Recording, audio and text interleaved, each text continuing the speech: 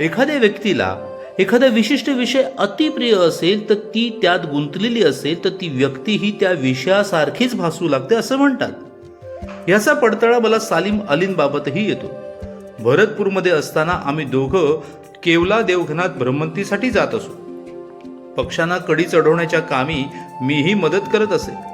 सालीम अली आता दिवसेंदिवस अधिकाधिक प्रमाणात पक्ष्यांसारखे दिसू लागलेत हे जाणवलं. त्यांचे हावभाव हालचाली बोलताना मधूनच पक्ष्यांच्या पट्टीत जाणारा आवाज, सारी लक्षणं पक्ष्यांची. श्रीयुत KPS मेनन यांनी आपल्या देहली टू चंकिंग या प्रवास वर्णनात 19 सप्टेंबर 1944 रोजीची ही नोंदवली. सालीम अलींची देहयष्टी पक्षाला साजेशीच होती. बारीक नि चिवट, पायही पक्ष्यांसारखे लांब नि काटकोळे, नाक चोचीसारखं बागदारपणं पुढं आलेलं, आवाज वरच्या पट्टीतला तीव्र.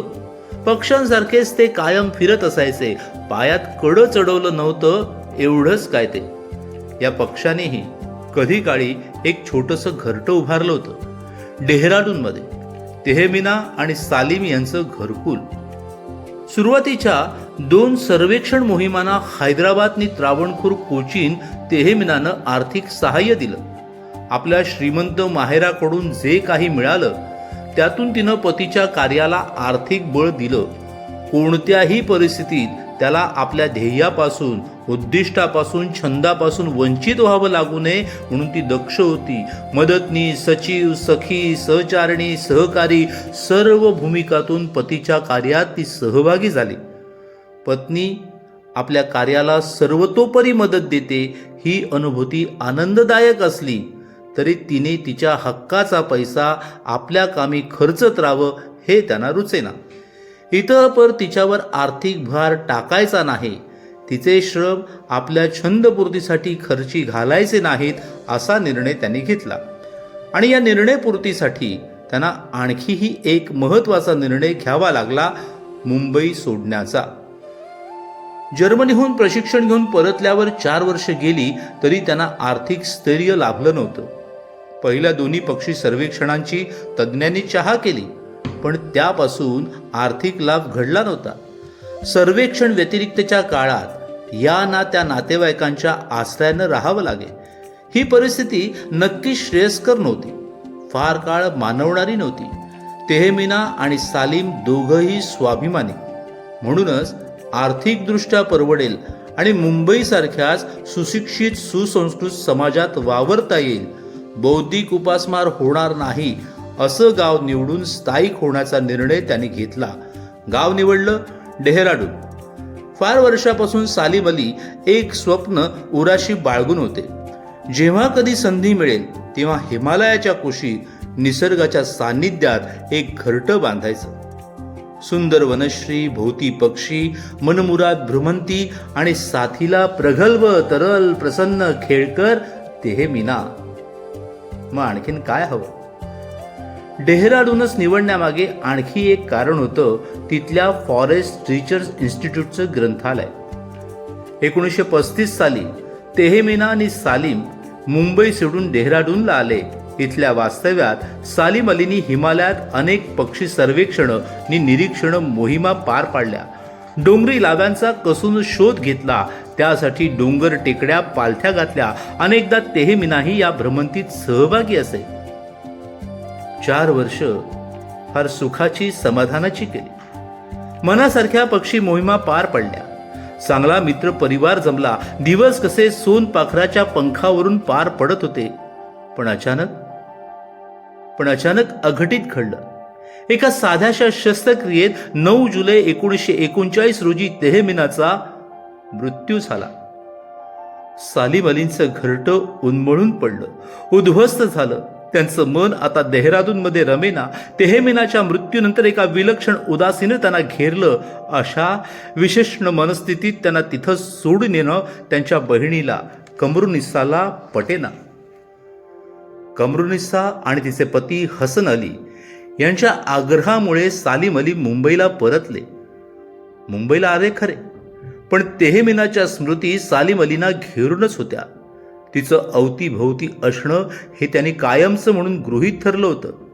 तिचं असं एकाकी जाणं मान्य करायला त्यांचं मन राजी नव्हतं. उद्विग्नता कशी ती कमी होतच नव्हती. ते मुंबईला परतले त्या सुमारास, म्हणजे 1940 ते 41 मध्ये मुंबईत विषमज्वराची साथ जोरावर होती. त्या साथीत सालीम अली आणि त्यांचा भाचा कमरुनिसाचा मुलगा मुराद दोघंही आजारी पडले. मुराद त्या साथीत गेला. त्यावेळेस तर त्यांच्याऐवजी मीच का नाही गेलो म्हणून ते वारंवार बोलून दाखवत. तेहमिनाच्या अभावी त्यांना सारं निरस रिक्त वाटत होतं. मनाचं हे रितेपण घालवावं म्हणून एखादं पक्षी सर्वेक्षण, तेही परदेशातील हाती घ्यावं अशा विचाराने त्यांनी अनेक देशी विदेशी संस्थांशी पत्रव्यवहार केला, पण त्यात यश आलं नाही. शेवटी त्यांचे मित्र ह्यू व्हिसलर यांच्या सल्ल्यानुसार त्यांनी म्हैसूर प्रदेशाचं पक्षी सर्वेक्षण हाती घेतलं. आता पक्षी हा एकमेव छंद, पक्षी हा एकमेव विरंगुळा, विसावा, सर्वार्थाने सर्वस्वाने त्यात त्यांनी स्वतःला झोकून दिलं. तेच त्यांच्या जगण्याचं प्रयोजन ठरलं. सालीम अली मुंबईला परतले. त्यांच्या वास्तव्याची सोय कमरुनिस्ताने स्वतःच्या बंगल्यात केली. पुढे 40 वर्ष त्यांचं हेच निवासस्थान होतं. 33 पाली हिल, बांद्रे. पत्त्याच्या मजकुरात फरक झाला. तो 33 ऐवजी बंगल्याला 46 क्रमांक मिळाला. तेव्हा नि तेवढाच. बहिणींच्या घरी ते वास्तव्याला आले, तेही एका अटीवर. आपल्याला स्वतंत्र खोली हवी. ती अट बहिणीने पुरी केली. आपल्या बंगल्याच्या तळमजल्यावरची खोली त्यांना दिली. तेहमिनाच्या मृत्यूनंतर सालीम अलींचं संसारातून मन उडालच होतं. त्यात आता बहिणीकडे राहू लागल्यावर तिनेच त्यांची घरगृहस्थी पाहायला सुरुवात केली. त्यामुळे ते अधिकच मुक्त झाले, संसारी व्यापातून मोकळे झाले आणि आपल्या कार्यात, अभ्यासात अधिक खोलवर गुंतत गेले. पुस्तकानं व्यापलेली त्यांची ती खोली म्हणजे एक छोटंसं ग्रंथघरच. पुस्तकांनी साऱ्या भिंती झाकलेल्या, जमिनीवर पुस्तकांचे उंच चौथरे, टेबलावर कागद फायलीचे भले थोरले ढीग. नवखा माणूस त्या खोलीत शिरला तर सालीम अली पटकन दिसतही नसत.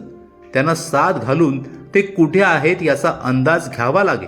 तसं न करता कोणी त्यांना शोधू लागला तर त्याच्या धक्क्याने एखादं तरी पुस्तक हमखास पडे आणि मग त्या नीरव शांततेचा भंग कोणी केला ते पाहायला सालीम अली एखाद्या चौथऱ्या आडून समोर येत.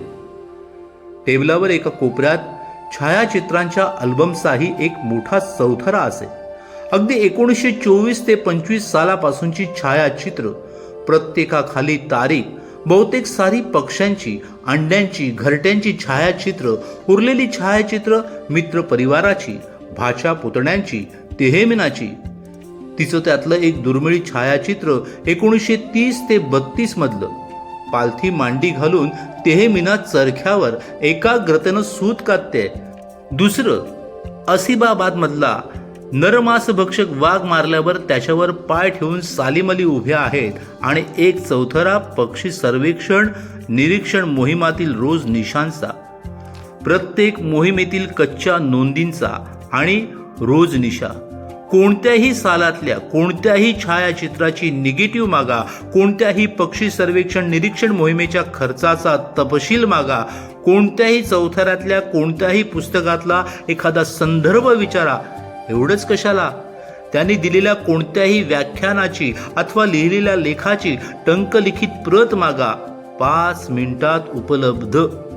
पुन्हा जे पुढे ठेवले जाईल त्याची अवस्था जाणीवपूर्वक, काळजीपूर्वक सुस्थितीत राखलेली, धुळीच्या एका कणालाही सवलत नाही.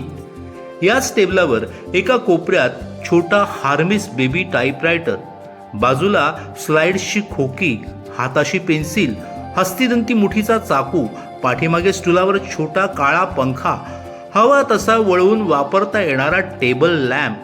या साऱ्या त्यांच्या आत्यंतिक गरजेच्या वस्तू. खोलीच्या एका कोपऱ्यात जुनी हॅवरसॅक, सालीम अलींच्या पाठीवर बसून केव्हाही भ्रमंतीला निघण्याच्या तयारीत सदैव सज्ज. आणि दुसऱ्या कोपऱ्यात पुस्तकांच्या चौथऱ्या आड जीर्ण तळवे झिजलेले बुटांचे जोड, त्यांच्या अविरत भ्रमंतीचे साक्षीदार.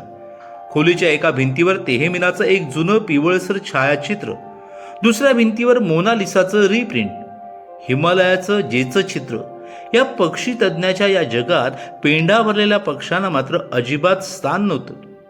चार भिंतीत वावरताना सालिम अलींचा नेहमीचा पोशाख म्हणजे साधा पांढरा टी शर्ट, पांढरी हाफ पॅन्ट, कधीकधी त्या हाफ पॅन्टला सावरणारे पट्टे खांद्यावर चढलेले, पायात साध्या स्लीपर्स. ते सायम फेरीसाठी बाहेर पडत तेव्हा पायात स्लीपरऐवजी कॅनव्हासचे बूट आणि हातात छोटी छडी असे. बाकी पोशाख तोच. त्यांचा दिवस पहाटे 5-5:30ला सुरू व्हायचा. अगदी पक्ष्यांच्या किलबिलाटाबरोबर उठल्याबरोबर त्यांना चहा लागे. त्यांची बहीण कमरुनिसा हयात होती तोपर्यंत ती चहा करून द्यायची. ती 1976 वारल्यावर हे काम तिची सून करू लागली. पण तिला खास आपल्यासाठी लवकर उठून चहा करावा लागतो हे लक्षात आल्यावर त्यांनी तिच्याकडून चहा कसा करावा याची दीक्षा घेतली आणि आपला चहा आपणच करून घेऊ लागले. तेहमिना वारल्यानंतर अनेक बाबतीत त्यांना स्वावलंबी बनावं लागलं. परंतु जेवण खाण्याच्या बाबतीत त्यांची बहीण काळजी घे, त्यामुळे त्याचा विचार कधी त्यांना करावा लागला नव्हता. तिच्या पश्चात चहा करून घेऊ लागल्यावर आपल्याला चहाही करता येतो, त्या बाबतीत आपण स्वावलंबी झालो याचाही त्यांना आनंद झाला, अगदी बालसुलभ आनंद.